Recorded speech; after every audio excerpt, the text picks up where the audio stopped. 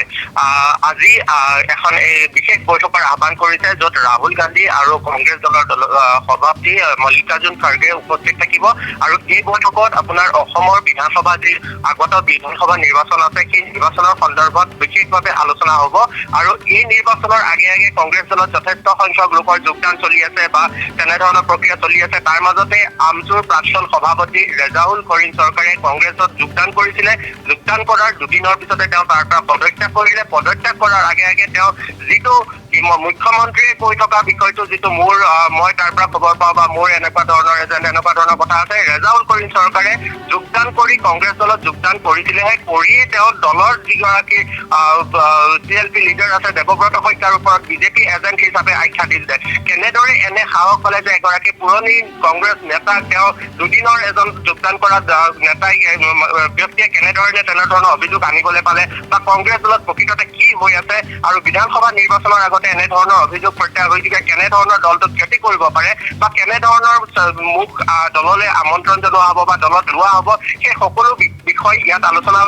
বুলি জানিব পৰা গৈছে আৰু এই বৈঠকৰ পূৰ্বে কালি জিতেন্দ্ৰ সিঙে গৌৰৱ গগৈ আৰু দেৱব্ৰত শইকীয়াৰ সৈতে ইতিমধ্যে এক বিশেষ বৈঠকত মিলিত হৈছিলে তেওঁলোকে তাত গোটেই বিষয়টো আজি যিখিনি বিষয় আলোচনা হ'ব আৰু বৰ্তমান অসম কংগ্ৰেছত কি চলি আছে গোটেই বিষয়খিনিৰ ওপৰত সবিশেষ এক আলোচনা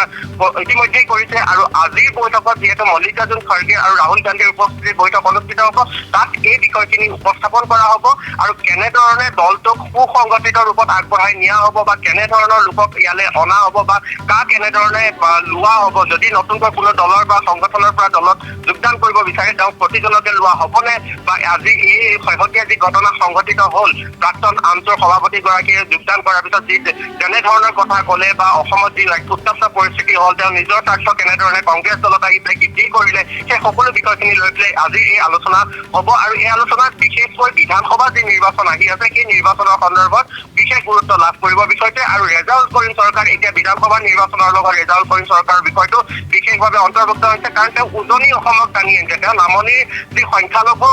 ভোটদাতা আছে সংখ্যালঘুৰ যি জনসাধাৰণ আছে তেওঁৰ দপদপনি নিজকে কোপনি এটা পুতিছিল আৰু তেওঁ সেই নামনিৰ পৰা গৈ উজনি অসমক এই কংগ্ৰেছ দলৰ মজিয়াৰ পৰা এটা বিশেষভাৱে আক্ৰমণ কৰিলে বা বিশেষভাৱে মন্তব্য কৰিলে যাৰ কাৰণে এতিয়া এই বিষয়টো অতি চৰ্চিত হৈ পৰিছে কংগ্ৰেছ দলৰ মাজত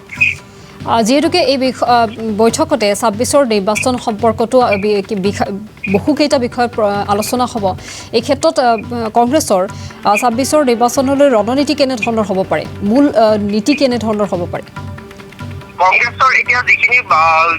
নিৰ্বাচন কেন্দ্ৰিক বিষয় হৈছে তেওঁলোকে ইতিমধ্যে আবেদন পত্ৰ গ্ৰহণ কৰিছে গতিকে সেই আবেদনসমূহ তেওঁলোকে অনলাইন যোগে গ্ৰহণ কৰিবলৈ যিটো ব্যৱস্থা গ্ৰহণ কৰিলে তাৰ পৰা যিখিনি আবেদন লাভ কৰিছে সেই আবেদনত সকলোৰে যিখিনি আবেদন লাভ কৰিছে সেই আবেদনসমূহত কেনেধৰণৰ প্ৰাৰ্থী আবেদন কৰিছে বা তেওঁলোকৰ কেনেধৰণৰ সেই সমষ্টি বা সেই অঞ্চলত তেওঁলোকৰ প্ৰকৃততে কি কৰি আছে বা তেওঁলোকৰ কেনেধৰণৰ তাত প্ৰভাৱ আছে গোটেই বিষয়খিনি তেওঁলোকে ইয়াত আলোচনা কৰিব বুলি জানিব পৰা গৈছে ইতিমধ্যে এক প্ৰাৰম্ভিক আলোচনা কালি যি দেৱব্ৰত শইকীয়া আৰু গৌৰৱ গগৈৰ সৈতে আলোচনা হৈছে জিতেন্দ্ৰ সিঙে তাত সেই বিষয়খিনি প্ৰায় এখন ৰূপৰেখা তৈয়াৰ কৰা হৈছে যে কেনেধৰণে বিষয়টো আগুৱাই নিব পৰা হ'ব বা কোনসকল প্ৰাৰ্থীক ইয়াত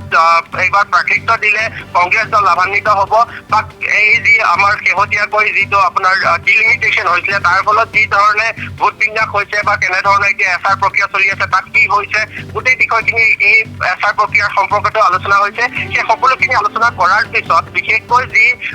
ভোট বেল্ট আছে কংগ্ৰেছে আগতে যি ধৰণে কৰিছিলে বা এতিয়া এই সমষ্টি পুনৰ নিৰ্ধাৰণৰ পিছত আৰু এছআৰৰ পিছত কেনেধৰণৰ প্ৰক্ৰিয়া হৈছে সেই বিষয়খিনি গুৰুত্ব দি পেলাই তেওঁলোকে প্ৰাৰ্থিত্ব নিশ্চিত কৰাৰ আলোচনা কৰিছে আৰু সেয়া এই যিসকলে আবেদন কৰিছে সেই আবেদনৰ মাজৰ পৰাও থাকিব আৰু নতুনকৈও কিছু চেহেৰা ইয়াত সোমাব বুলি জানিব পৰা গৈছে এই মুহূৰ্তত আপোনাক ধন্যবাদ জ্ঞাপন কৰিছোঁ গৌতম ভট্টাচাৰ্য আৰু